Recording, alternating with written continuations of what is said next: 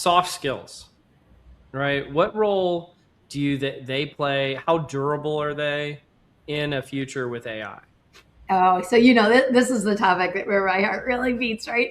Yeah. So I'm all in on. I do. I know a lot of people are saying no. I think you're kind of of the opposite opinion, but so yeah, openness, of course, openness to experience was one of them.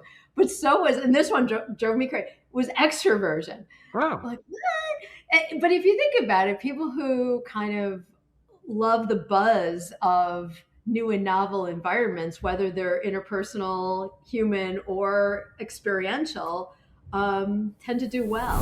So I know we mentioned, global mobility and expats earlier in the conversation. It seems like that trend is like, I don't know, maybe it was COVID that killed it a little bit or something. I don't know, but it doesn't seem like that is as prevalent now as it used to be. Do you think that that might be a contributing factor to lower trust as well? I mean, the individuals who were great at being Hmm. expats, and not all of them were great at being expats, but those who were great.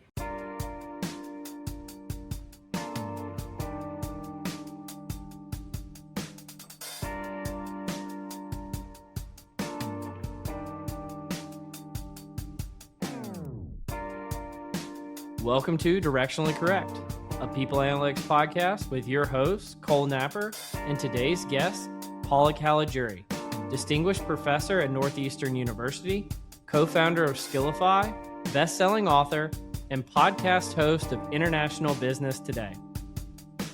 Hey, Directionally Correct fans, this podcast is dedicated to you to help educate and entertain you on how to effectively bring workforce intelligence and AI into the workplace. If you're looking to stay connected to the podcast, make sure to subscribe to Directionally Correct Substack newsletter, watch videos on Spotify or YouTube, or listen to the podcast on your app of choice. If you're looking to build up your skills this year, sign up for the Data Driven HR Academy at datadrivenhracademy.com, where you'll learn key concepts from Cole's book, People Analytics. And if you're looking to hear from Cole directly, reach out to him at colenapper.com. As always, all opinions are our own, and thanks for being a listener. So, Paula, what is adaptability and why is it important at the moment that we're in right now? Well, actually, I don't talk about adaptability. I talk about agility, like Agility, cultural. sorry. No, it's okay. Like, adaptability is a big piece of it. Like, how do people adjust to being in a different context that's not one that they're Sure. familiar with? But it's one piece of it, right? So there's sometimes you do it the way others do it. There's sometimes you have to hold your standard. And then there's another time when you kind of have to create a new standard, like create a cultural norm. So adaptability, kind of doing it your way, our way, Yeah. and Well, your what way. kind of skyrocketed that concept into prominence, though? Like, like, give us maybe the lineage of it a little bit. Sure. So, I mean, my background was always on, expats, people who lived and worked in other Mhm. countries. And kind of post 9/11 reality, it was companies saying, hey, look, we're not sending people internationally. We have a moratorium on that. Let's go ahead and talk about different ways to build and develop. And what we were finding was that like the people who were great at just being in a multicultural environment had a certain set of skills. Mhm. Um, and so it was people who were going into novelty, people who were coming back, and working in different cultural contexts, people who were on global teams, people who were having to work across professional lines, people who were having to work cross generationally. From like a personality standpoint, are we just thinking they're high openness to experience, or is it some other kind of concoction of things? Yeah, do Cole, that was my dissertation, Oh, really? personality predictors of expat success back in the 90s. And so yeah, openness, of course, openness to experience was one of them. But so was, and this one drove me crazy, was extraversion. Wow. Like what? But if you think about it, people who kind of love the buzz of new and novel environments, whether they're interpersonal, human, or experiential, tend to do well. And we learn from being around others. That's how we become good at this. So And are Yeah. you still studying expats? Is that like a hot topic right now or not? Oh, expats aren't a hot topic anymore. It evolved. It really evolved. It was moving from working in, about people who were Mhm. going abroad to kind of thinking about those who just have to work it outside of their own context. So I still study primarily culture, but Yeah. it's moved into people who are moving from one company to another or kind of one professional area to another, changing careers, changing professions, anything that puts us in novelty, humans in novelty. That's kind of my thing. Yeah. Well, I mean, you've got your own podcasts, and so are these some of the topics that you cover in respect to international business on the podcast? The podcast is International Business Today. Hmm. We need to get you on the show to talk Hey, about, we've got to make it happen. absolutely, to talk about fault lines, because that to me is going to be really, really important. But we talk about really anything that touches international business, and Mhm. human talent is a piece of it. But we have people on there talking about lots of different things related to international business. Well, you chaired the recent, I mean, recent being relative, but I mean, it just came out. Org Dynamics episode, or why am I struggling with this? The series of articles, a special edition issue of Org Dynamics, and talking about kind of global talent practices. How did that come to be? And I'd love to hear, your synopsis, because you actually kicked it off with, I thought was a really good article, the global talent in the era of disruption, which is like, oh, my ears perked up when I heard that. So can you give us kind of the overview of that? Yeah, I can give you a short history of that, Yeah. and I'll kind of skip some of the details. But so Gary Latham was the editor at the time, and we were at an event at the Academy of Management. And he said, "Hey, Paula, I need you to, you know, come up with a special issue on global talent." And I went, "Okay, yeah, Gary, absolutely, we'll do this." And I just figured he'd forget about it. I didn't have time for it. Fast forward to PSYOP, I was on an elevator, and who walks in the elevator but Gary? And he looked at me and goes, "You owe me a special issue." It's like, okay, all right, got to get Yeah. serious about this. So, we put out the call and ended up, I mean, really, it was the idea of let's put together an issue that is hitting the things that we believe will be the next generation of challenges. Hmm. And so it actually hit a bunch of topics from, virtual teams, leadership issues, workforce analytics, Yeah. as Mark Huslett and Donovan Vieva's articles Hmm. had. We had things on skills first, but we covered a variety of topics. A lot of those articles are open access, so I'd recommend it if anyone's interested. Yeah, we'll definitely try to include a kind of a link to the special issue website for Yeah, anybody who wants to go look at that. But I did want to dig into yours really quickly, if you're okay with that. Um, sure. because you talked about a few topics, which will actually tee up probably some other things I want to dig into here. So, one, you talked about the shifting paradigm from rigid roles to flexible skill based capabilities. And then you also talked about, harnessing technology in global talent management as well, which are two of the other articles I wanted to bring up here. But how do you see those playing a role as the world, you're in an era of disruption, whether it's AI or it's geopolitics or what have you? How is that disrupting global talent at the moment? Yeah. I mean, Cole, you're probably closer to the expert on this than I certainly am. I was just, the role of being editor is you get to learn a lot, but you're not really the expert on this. So I'd Hmm. actually kind of turn this back on you. What I learned from my colleagues who were writing in that area is saying, look at a lot of organizations are going to need to buy the skills that they need Yeah. in real time, and and we keep talking about that tighter alignment with strategy. The other piece, kind of big, and one that I know you care about deeply, is Hmm. this, like, really, let's get serious about what AI can do, Yeah. and really, come on, what it's not going to be able to do. So I think about it, and I think they sort of highlighted, look at there's some things that are will go, and they probably should have gone. They're probably not great jobs to begin with. Yeah. But then there's all these other roles that are going to be AI augmented, and what does that mean from a human capability perspective? Like, what will humans need to do? We're going to have to be better Yeah. humans. Well, let's actually dig into that for a second. Soft skills, right? What role do that they play? How durable are they in a future with AI? Oh, so this is the topic where my heart really beats, right? Yeah. So I'm all in on. I do. I know a lot of people are saying no. I think you're kind of the opposite opinion, but I believe we are going to see a lot of layoffs, just the way jobs are currently constructed, um, due to AI. Mm-hmm.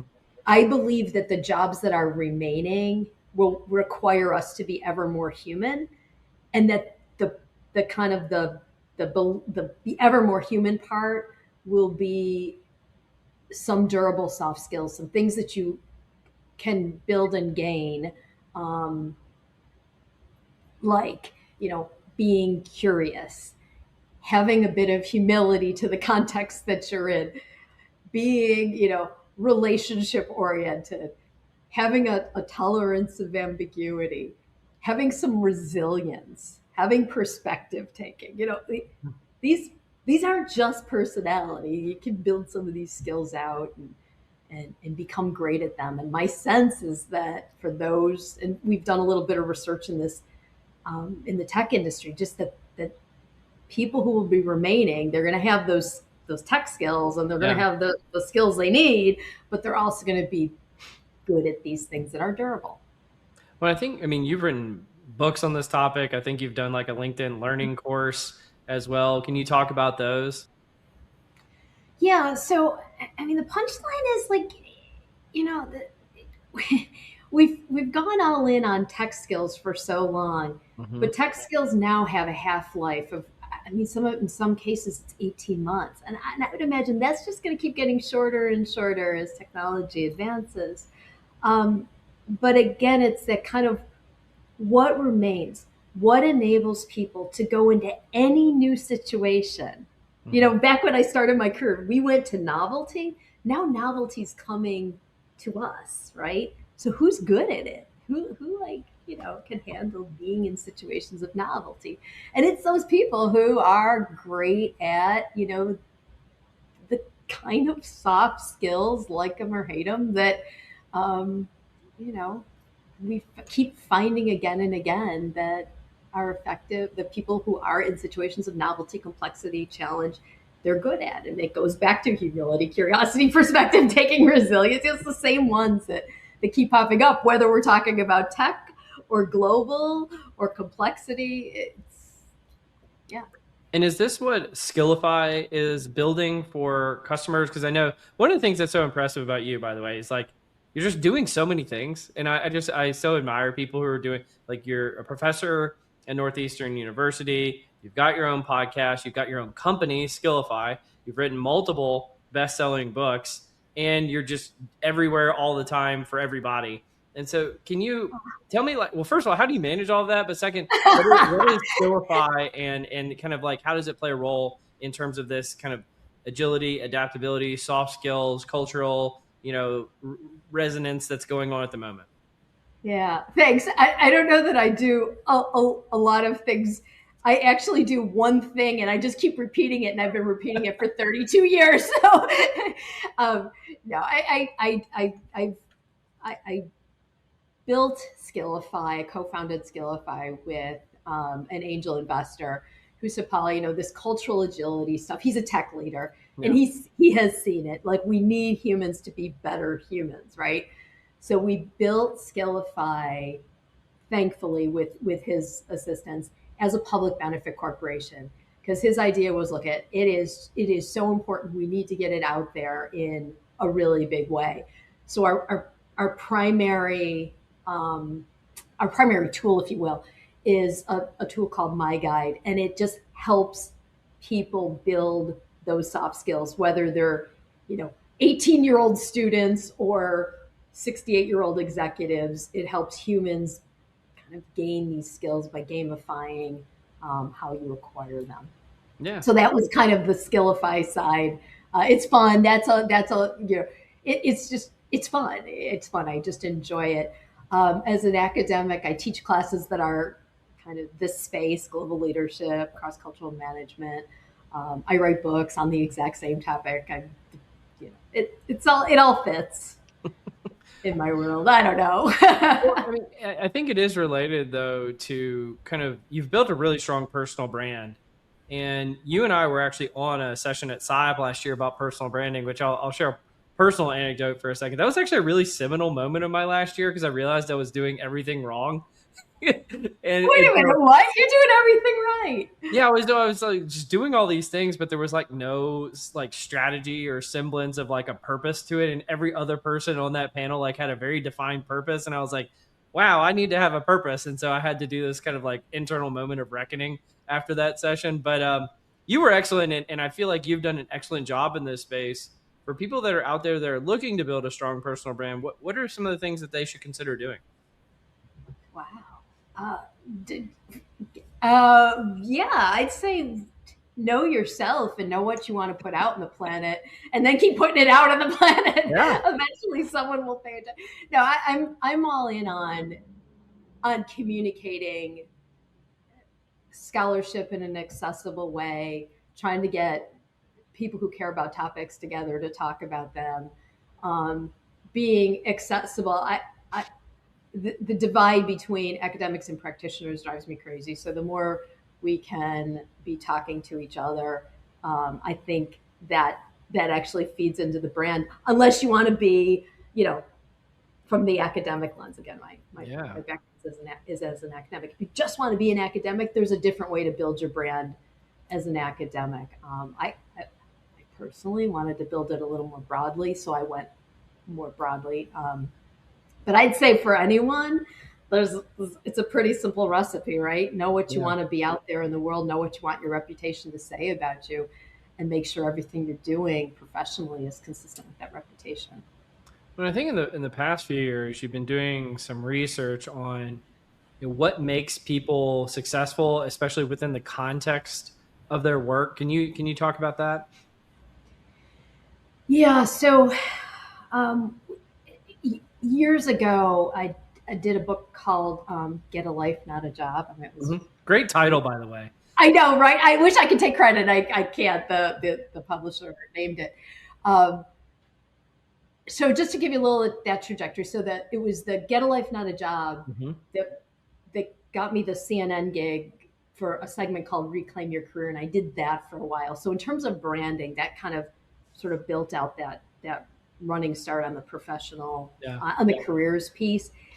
And then my angel investor, actually, he's the one who said, Paula, I read your book and it's kind of missing some things for the reality of careers now.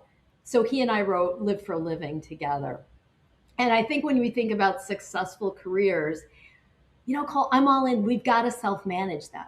We can't sort of hand over our job satisfaction or our state of flow or whatever to an employer. That's got to be ours. So I think we go pretty deep into know yourself well enough to know what you want to derive out of the career that you have. And I get really excited about that. And I love helping people find it. I'm actually going to a coaching license now because I'm so excited about helping people find it. Well, is your next book going to continue that line of research, or is it going to be on something else? Well, actually,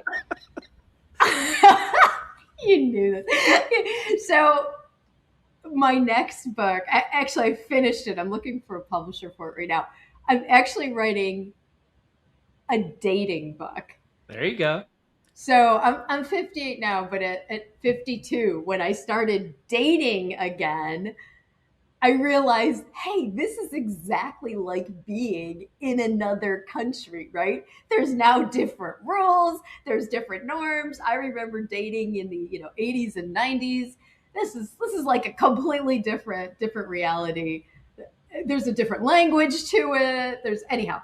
So I started actually going back to the literature and trying to understand, well, is there any really good advice on dating? So I was such a nerd. I took the like advice that I was finding in the literature and tried to apply it to the 65 first dates I went on, and it was great. It was really cool. So I dumped that all into a book with, so it's kind of got some science and some Yeah. really funny stories, and a lot of tips for women over 50. I will say dating books, I'm sure, do incredibly well. So I'm sure they might be the most popular thing you've ever done.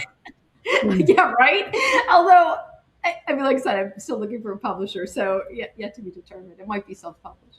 Is there anything like one standout thing that you're like, whoa, that was a really good thing from research about dating? I've never seen any research on dating, so I'm a complete novice in this space. But what, like, have you found anything that you're like, whoa, that's really interesting? Okay, I'll share something that I think your audience will like. I don't know if this is. I mean, there were a bunch of standouts, but Sure. this was kind of a funny one from a nerdy statistical org psych people analytics kind of thing. So classic people analytics strategy. Remember the old 1950s secretary problem that we all learned in our statistics class? Like how many secretaries like again, this is 1950s. How many should you interview before you find the best possible one? And it's 30% of those in the pool, and then you find the next best, right? Just based on normal distribution. It was all that. You could totally apply it to dating. And think about, okay, based on what you're interested in, what's the possible pool, and you go through, blank number. Obviously, again, I didn't go through 30% of all the eligible bachelors in Boston, but you kind of march through a good portion of it until you sort of understand what the range is. Yeah. And then either you go and you end up with the next. This is like a law of large numbers thing going on here or something. Well, sort of, but it's like, frankly, it was great advice in that until you understand the distribution and the range of the people who are out there. I mean, it's the same thing we would do when we're doing a selection problem. So actually, that's in the book as well, You could argue it's the most critical selection problem. right? There you go. But Nerdy as it is. so I think you're based up in the Northeast, but have you recently relocated to Italy, or what's going on there? Yeah, so I did. I just bought a house in Italy, which was fantastic. It's out in on the island of Sardinia. Oh wow. Yeah, really beautiful spot. It's spectacular. It's always been a dream to have one. I'm also trying for dual citizenship, and my immigration attorney had suggested that perhaps it might be a little bit better to state the case if you have a home there. So Yeah. someone had to do it. It was really such a hardship. Someone had to do it, There you go. Well, we talked about earlier, your issue, special issue. I don't know why I'm struggling with that one. In the org dynamics and what's going on. And you mentioned asking about fault lines, which is some research that I've actually got coming out next week. So by the time this podcast comes out, it'll be live. But on the relationship between global labor market dynamics, and which is kind of the inverse of talent management. So if you think about like talent management is how the organizations, how are they going to utilize their talent internally? Whereas labor market dynamics is like what's going on in the entirety of the labor market from a macro sense. And so we're looking at, geopolitics, AI disruption, global labor shortages. And within that, like we even made some projections about what the world is going to look like in 2050, which are quite provocative in terms of, like how some professions may rise in stature where others may lower in stature, kind of to your point about layoffs from earlier. But my section was primarily focused on what's going on geopolitically, which, no one's going to be offended by anything that you do in that space, correct? So we talked about things like, different trading blocks and how there's different talent availability. how things like tariffs may be playing a role, or interest rates, or the availability of higher education, or the quality of that higher education, and then things like how they interplay amongst one another, like how geopolitics and AI are kind of playing a role in building and kind of ping ponging off one another right now. So really fascinating I can't wait to research. read it. Yeah, and so it'll be out here shortly. What were some of the things you found? Like Well, what were one of some the of the things in the geopolitics section, which is kind of like a overall finding that was kind of an aha for me, is that if you split the world into kind of trading partners, so you think like the USMCA, which is the replacement of NAFTA, like basically North American trading. You've got the EU, you've got the GCC, you've got APAC, you've got BRICS, you've got all these different kind of relationships that go on. And one of the things that you find is within those trading partner relationships, you either have countries that have high talent, high human capital availability, but also high kind of cost of doing business. Mm-hmm. Then you have other or like areas of the world which have easier cost of doing business. They're actually very favorable environment in terms of interest rates and tariffs and those types of things, but low human capital, low talent availability, and no one scores favorably. We had four different kind of meta or macro definitions of like how you might think about the labor market. In each region, the best ones only have two that are favorable. And so it's essentially you have to pick your poison in terms of you've got high talent, high infrastructure in terms of like, access to internet and those types of things. And it was just really fascinating because I think everybody assumes like it made a lot more sense why we moved into a globalized world. Is if you're thinking about things like comparative advantage and you say, okay, one region of the world or one country or one area might have a comparative advantage on one component, and the whole entire world can benefit from that comparative advantage. But as you kind of go through this like decoupling or de-risking that appears to be going on at the moment, you actually lose that comparative advantage, and everyone loses, not just that one country, and nobody is a universal winner. Nobody scores well on everything. And so this notion that one country can kind of operate independent of everyone else and do everything for themselves seems to be, from at least the labor market perspective, a little bit of an illusion. So I don't know if you have any thoughts about any of that stuff, but it was very fascinating. I'm curious. I guess it is the thought that I have. Because in international business, we talk a lot about, is this the end of the era of globalization? Mm-hmm. And a lot of times we kind of come back with, well, there might be conversations about kind of greater nationalism and all that, and retrenching into domestic markets. But the reality is exactly as you described. We are so embedded in different, in other countries that I don't think from a multinational organization perspective, the companies at the company level, we're seeing it as much. I don't know. I mean, you have the data. You would be much closer to it than we I would. did look into that question. I had the hypothesis going into this that over the last few years, you probably would have seen a decrease in the term. The technical term is labor arbitrage. This is essentially for multinational companies moving operations from one place to another that may be more favorable to conducting business. We thought we would see a decrease. We've actually seen an increase. And so it's fascinating that while all of this is going on geopolitically, the expected from a labor market perspective, outcome is actually the inverse of what is happening.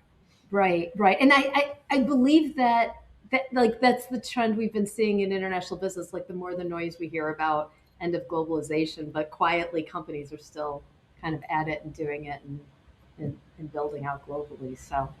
Well, we cited some of the org dynamic stuff in the research, so you can kind of take that to the bank. But do you want to join me in Cole's Corner, Paula? Sure. Welcome to Cole's Corner.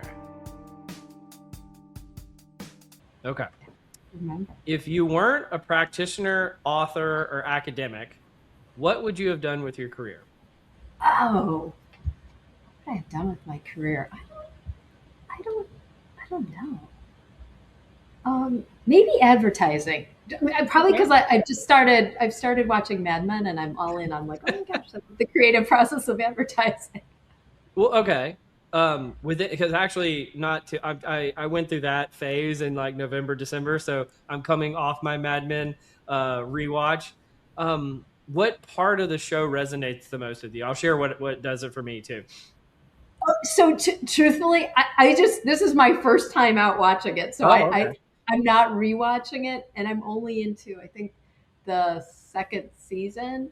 Um, but frankly, I'm just alarmed. I keep projecting myself into the 1950s and saying, I wonder what I would have been Hmm. like in the 50s. Would I have been more like this one or that one, or would I have bought into, 1950s housewife? Like, I just, you're we're socialized by the context of the generation we're born into, so it's hard to, like, kind of imagine yourself back then. But I'm having some fun with it. How about you? Where Well, were I you just with? love the pitches.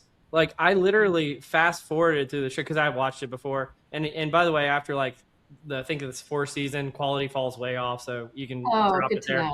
But I just literally like I'll fast forward to the pitches. I love watching them. Like they're just fascinating to me because I think it's like the psychologist to me. You Yeah. realize like how they're utilizing different kind of you know things that we know about human psychology, but to do like mass marketing, and it's very fascinating. And maybe that's why, I mean, we both are psychologists. Maybe that's why it was attractive. So, Yeah, absolutely. All right. What's the place you've never been to that you most like to go and why? hmm. Whew. So I've had this great international career, and I've been to, like, lots of places around the world. So I'm going to answer it in a weird way. I love going back to places and seeing it with fresh eyes. Hmm. Like, for example, this is Yeah. just one coming up. The last time I was in India, in, let's say, Delhi, was the late '90s. Yeah, so it was a long, long time ago. In 2 weeks, I'm going to Delhi for a wedding, Oh, and it's I'm so excited. I mean, I'll go and see some of the things I've seen, but, like, you're seeing it through fresh eyes, and you're doing something entirely different, and I'm different, and yeah. just, like, so I'd say almost anywhere I've ever been, doing it again. Yeah. I've not spent any time in the Middle East. I think I'd love to see some of the countries in the Middle East because they're so rich with history and culture and Yeah. great great experiences. I bet you Delhi is going to be like night and day, like unrecognizable. You Yeah. know, that's going to be wild. Well, I hope you have a good trip. Thank you. Thank you. I'm excited. Yeah, absolutely. If you were a character in any book, TV show, or movie, who would you be and why?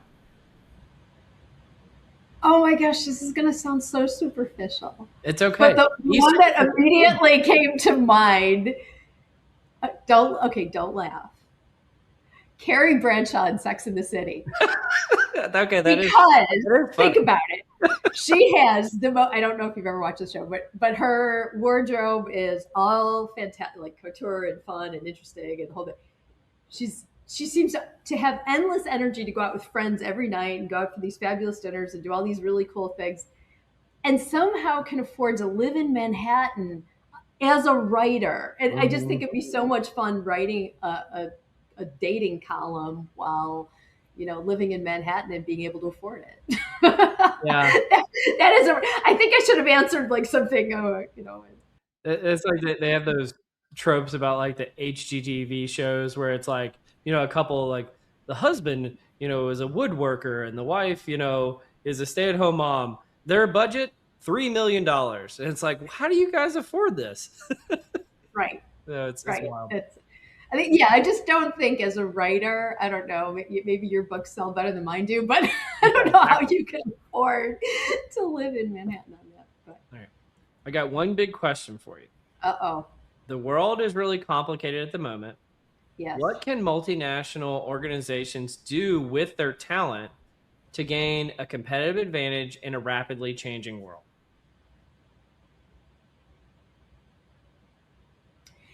Ooh,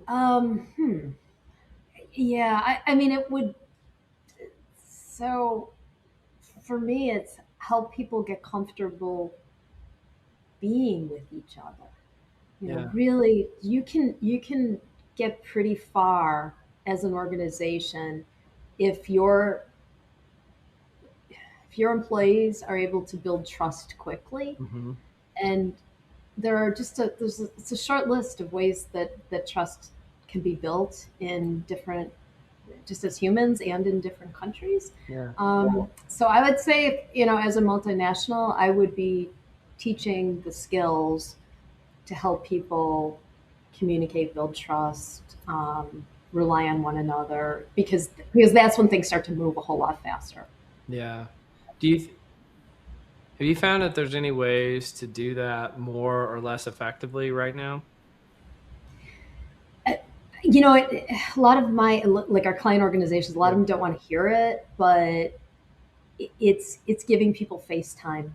A Hmm. little bit of face time goes a long way in terms of establishing trust, finding similarity.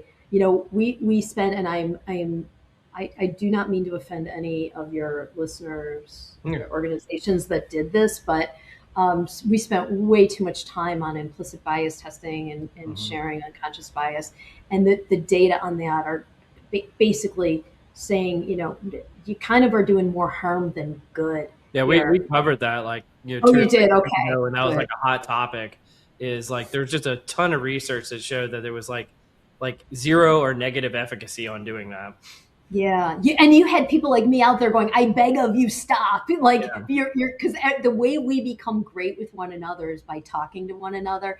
And if you're flagging that individuals have biases, the last thing I wanted to do is suggest to someone that I'm biased. So what do? You avoid them. So it actually was doing quite a bit of harm Yeah. globally. Well, I wonder. So I know we mentioned, global mobility and expats earlier in the conversation. It seems like that trend is like, I don't know, maybe it was COVID that killed it a little bit or something. I don't know, but it doesn't seem like that is as prevalent now as it used to be. Do you think that that might be a contributing factor to lower trust as well? I mean, the individuals who were great at being Hmm. expats, and not all of them were great at being expats, but those who were great could establish a lot. They were great bridges and could help establish a lot of trust. I think it can be done. You don't need a 2.2 year assignment in order to establish trust. You need a great opportunity for FaceTime when people can really interact and sort of find something in common, build a little bit of a relationship, Yeah. rely on one another, share resources, something that ties that bind humans. Absolutely. It doesn't have to take 2.2 years. Sure, sure. Hello, this is Michael Vandervoort from the Drive Through HR podcast, where we discuss ideas, trends, and activities that impact HR, talent, HR technology, and the workplace. Our focus is on expanding knowledge and igniting curiosity as we hear directly from people who are shaping the future of the HR industry. Join us. Well, let's do some what am I reading? Every time Okay. I invite an academic on, I always have to cover something related to academia because I can't talk to my practitioner friends about it. And I see these things from afar, and I'm like, do these get any kind of traction? So the first article I've got from Information Policy is it's called "Is It Time to Slow Down?" Okay. And so I guess there is this new movement that has come out about slow work and just doing things more slowly generally in life. And so they decided to kind of apply this theory to calling the slow professor. And they're saying that the pace of academia and publishing has gone up incredibly fast over the last few years. Getting people to even serve as journal editors or being on editorial boards is more and more difficult because of the time constraints that people are under just to kind of publish or perish. And so I just wondered with you, kind of conceptually, have you seen any traction for slow academia or slowing things down or anything along those lines? And do you think it would be beneficial in kind of the management space for that to be a relevant topic? Ooh, it's a good thought. I've not seen it. I remember. I mean, when I came out in the '90s, it was like you went into academia to have a more balanced Mhm. lifestyle. I went back. This was years, 10, 15 years ago. I went back to Penn State to give a talk at my alma mater, and I heard PhD students saying, "Oh no, we don't want to go into academia. There's no work-life balance." And I'm like, what? So yeah, I think the requirements to be, especially in an R1 institution, so the institutions that require us to do a lot of research, it's gotten intensely competitive, and the expectations have become off the chart. Things that, like, for me to get multiple job offers in business schools, I just needed like one kind of third level publication and I got a bunch of great job offers. Now students are coming in, newly minted PhDs with multiple top tier articles. I mean, that's the kind of thing that I think I may have gotten tenure off of, So I think it's gotten so intense and so competitive, and it's kind of like creating some bad behavior, frankly. So I don't know. Hold that thought on the bad behavior. We'll come back. Oh, okay. Well, I'd love to see it slow down, because it also, we're a profession that we do our best when we can kind of think through ideas and talk to each other. Yeah. There's just not a lot of airtime for that, to just think. That's really what I wanted to ask, is because it seems like all the incentives are set up to see the outcome that you're seeing. Is it even possible to slow down with the incentives set up the way they are? And is there a better way or a different way that it could be going? Boy, I mean, I have ideas of better and different ways of doing this. I just don't think any of them will ever happen. No, I mean, we are so hyper focused on the same 20 journals, if you will, and getting into them, where we're not competing against just, like, I'll make up, if from an IO Psych perspective, we're not competing against 9 other IO Psych programs or whatever, or, people come out of them. Now it's the entire world that you're competing against for the same number of journal spaces and journal issues per year. So I think the competition has become so intense that I don't see any advantage that anyone would have to slowing down in this system as it's structured. Now, if academe changes, like I think it's going to, there might be a much greater focus on assurance of learning and teaching. Maybe we might do a little bit more around creativity and seeing what students are gaining and what's enduring past the classes that they're taking. I don't know. I mean, I don't want to go deep dive into higher ed, but there are some things that could change. I just don't see academics slowing down if they have to compete at an R1 level. I wish they did. No, that makes sense.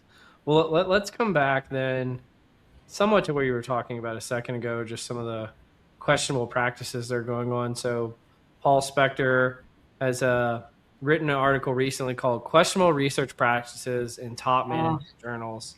And he cites some research that's happened recently where some research from a variety of institutions, I'm not going to name them all because it's going to take a while, looked at people who did their dissertations and then published those dissertations after the fact into top management journals. And so the theory here is that while you're doing your dissertation, there's really no motivation to do things like harking and p-hacking and some of these other questionable research practices that have come up, because really the goal is to demonstrate that you have the ability to do, this level of world-class research and really, go deep and sell your soul to the devil to finish your dissertation. But then once it gets published in journals, what happens to the level of, the number of statistical positive findings that are found? And one of the things that they found is they compared eight most prestigious journals. And what they found was pretty shocking. If you look at the top journals, more than 2/3 of the articles showed evidence of harking, and 3/4 of the articles showed evidence of p-hacking. So again, the same study, but published in a different journal once they moved into the journal space. Had you seen this article, and what are your thoughts on this? Because I used to hit on this pretty often a few years ago when the open science movement came out. Haven't talked about it as much lately, but I do try to bring these topics up when I'm talking to an academic. Yeah. Unfortunately, I mean, it's not at all surprising. I was a journal editor for years, and we don't publish null results, right? Yeah. I mean, we should. I think it's a great way to advance science, and we probably would know much more scientifically if Hmm. we could show what when our hypotheses didn't work. But those don't get published, so it's not surprising at all. And I'm not. There's another way, though. I Yeah. think, and I would hope that academe kind of moves there. But I'm This really, we started on this pathway a few years ago. We had Dr. Marcus Cadet on, and he made the statement that he thinks like over a third of of academic articles that are published are outright fraud. I was like, oh my god. Oh, and that's he had some data to back it up, and I was like, oh my goodness. And so you see things like the p hacking, the harking, and all of that, and you say, yeah. what percentage of this is actually real bad behavior? And again, there's a lot of these like high profile cases of people that Right, have been right. conducting academic fraud. And so I think it's just really important. Like you mentioned, you try to be a good scientist practitioner. And I think you are probably embodying this almost better than anyone, because you are an academic. You do have like your own company where you're practicing what you preach, and you're evangelizing it to the world through books, papers, through podcasts, all of the like. And so I think you're doing an excellent job of it. Um, it seems like it's so critical that we put forward and we incentivize the right behaviors. And if you're not seeing that, it seems like it's almost endemic to the incentives that this is happening. Oh, completely. I mean, you don't get tenure unless you publish in these top tier journals, and you can't keep feeding the beast. And unfortunately, that third, if you imagine if that's really true, if a third of the articles are outright fraud, Mm-hmm. and then some portion of them are you know doing the things that Spector's article are like, Yeah. wow, where do we belong? I mean, that this is breaking my heart as an academic. Frankly, what I wish would happen, and this is really where my career has turned. Frankly, I haven't collected data in ages, unless it's externally driven. So, like, I think a cool model is academics kind of come up with interesting theory pieces. We have the airtime to really think through what could be happening, and and then put it out there in an accessible way. Hopefully it's usable, and then hopefully that someone or some organization that finds it interesting comes back and says, what, we've got those data to test this, let's partner to see if this is really happening. Like, to me, that might be how research in the future could unfold without this kind of insane, these insane ways of, bad things that are happening. The last few articles that I've done that have had data, they've kind of gone in that direction where I was presenting something with usually two practitioners, and someone's like, I've got some data like that. Do you really want to? And that's cool. That's exciting. So it's a model. I don't know that it's one that's out there very much. Absolutely. Well, the last article I've got for you, different feel to it. This was from a post highlighted by Tomasz Chamara-Permuzik, where he found an article in Acta Psychologica called "Individual Differences and Entrepreneurial Tendencies: The Impact of Self-Employment and the Dark Triad," which I thought was super interesting. And one of the things that they found by assessing a lot of different entrepreneurs is an entrepreneur is more likely to be male, be self-employed, have greater openness to experience, conscientiousness, narcissism, and that accounted for 41% of the variability in entrepreneurship. And some of the other things that they found is that dark triad traits enhance the entrepreneurial spirit, specifically psychopathy and narcissism predicted entrepreneurial tendencies, and narcissism emerges as a key predictor beyond big five traits.